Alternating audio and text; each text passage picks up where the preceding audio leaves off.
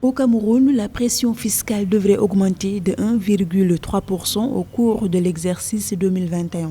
Elle devra être portée à 12,7% du produit intérieur brut en 2021, dans la perspective d'atteindre l'objectif à moyen terme de 13,5% du produit intérieur brut en 2023, si on se réfère au gouvernement camerounais. La problématique aujourd'hui, c'est effectivement d'élargir l'assiette. Beaucoup de gens échappent à l'impôt. Il y a un secteur informel qui est extrêmement dynamique. Bon, ça, je parle d'un contexte normal. Vous aviez un secteur des PME qui est extrêmement dynamique, qui n'est pas toujours fiscalisé parce que ces entreprises ne sont pas toujours considérées comme des entreprises formelles. Donc, l'idée que le patronat a toujours défendue, c'est que la Direction générale des impôts explore l'ensemble des niches qui soient possibles. La pression fiscale qui désigne le rapport entre les recettes fiscales budgétaires et la richesse nationale du pays a connu un relâchement de 11,4% du PIB en 2020 au Cameroun à cause du soutien économique et social aux agents économiques en réponse à la crise sanitaire du coronavirus. Moi, je pense qu'effectivement, il faut rechercher l'équité, il faut essayer d'élargir l'assiette, il faut essayer de faire en sorte que l'impôt soit payé par tous